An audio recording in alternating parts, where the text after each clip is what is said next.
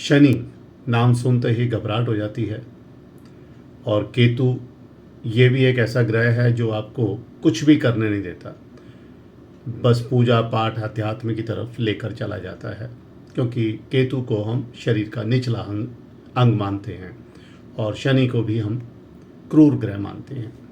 ये दोनों ग्रह अगर किसी की लगन कुंडली में बैठ गए तो इसको षडाष्टक योग बोला जाता है। कभी अच्छे फल भी देता है, बुरे भी देता है, दोनों बातें बता रहा हूँ मैं आपको। और इनको विष योग भी बोल देते हैं। शनि के साथ राहु केतु बैठे तो जर्नली ये क्या होता है, गलत कामों से धन कमाने की इच्छा हो जाती है। कोई नौकरी कॉन्ट्रैक्ट ले लिया, किसी छोटी नौकरी में चले गए, कॉन्ट्रैक्ट में चले गए, या कोई भी काम कर लिया, वहाँ पर कोई रिश्वत के चांसेस हो गए, गलत तरीके से धन कमा लिया, या कोई और ऐसा साधन हो गया, लॉटरी के चक्कर में पड़ गए, कुछ ना कुछ गलत आदतें पड़ जाती हैं और धन कमाने की चेष्टा के चक्कर में धन नुकसान होता है, मन अशांत रहता है, धन प्राप्ति जल्दी के चक्कर में बहुत बड़ी हानि होती है। ऐसे लोग ज़्यादातर अपने राज छुपा कर रखते हैं, उथल पुथल रहती है जीवन में, तनाव रहता है, चिंता रहती है, झंझट रहता है। धन की उतनी बड़ी समस्या नहीं होती, लेकिन संतुष्टि नहीं मिलती, क्योंकि ये किसी और के ऊपर खर्च करना भी नहीं जानते। इन दोनों की युति का एक मुख्य सिद्धांत होता है ज्योतिष में, पिछले जन्मों के फल। सिद्धांत ये है कि जो बोया है वही काटेगा, यानी ये जो पिछले जन्मों के फल हैं उनका परिणाम है, उसके कारण आपको ये कष्ट भी मिलने वाला है। अच्छे कर्म किए हैं तो उसका लाभ भी होगा, वो भी मैं आगे बता रहा हूँ।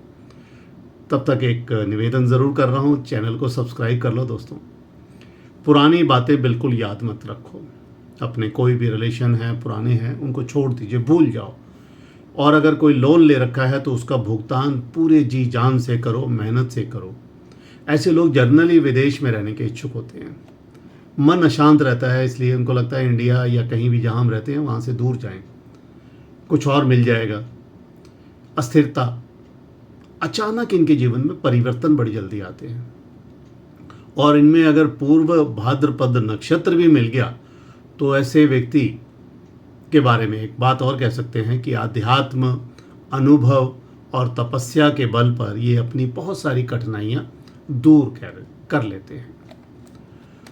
परंतु इनकी विशेषता एक और है, ये क्रूर होते हैं, आक्रामक होते हैं, लेकिन धुन के पक्के होते हैं। अगर किसी से दुश्मनी ले ली तो उसको भी छोड़ेंगे नहीं, और कोई ठान लिया कि मेरे को ये काम करना है तो उसके लिए अपना धन दौलत सब लगा देंगे।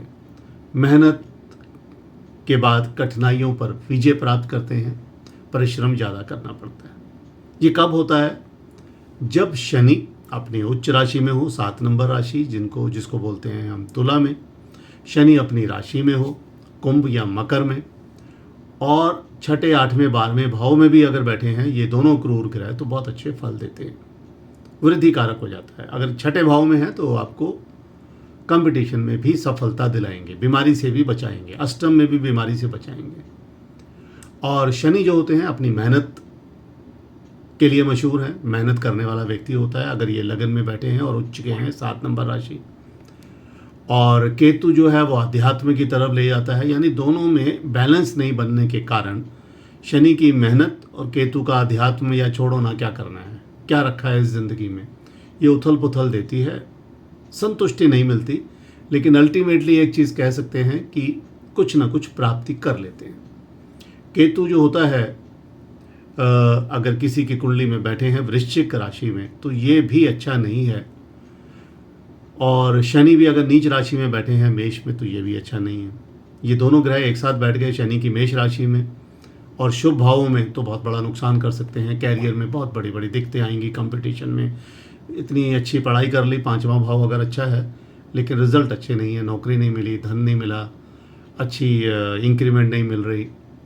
और अगर ये उच्च राशि के हैं तो सफलता मिल सकती है बहुत मेहनत के बाद। शनि लगन में अगर बैठे हैं 7 नंबर राशि में केतु के साथ, सरकारी नौकरी ज़रूर मिलती है ऐसे लोगों को, ये भी मैं बता रहा हूँ। दोस्तों आप हमारा चैनल देखते हैं, बहुत बहुत धन्यवाद। कोई जिज्ञासा हो तो हमें कमेंट्स कर सकते हैं, जवाब दूंगा। धन्यवाद।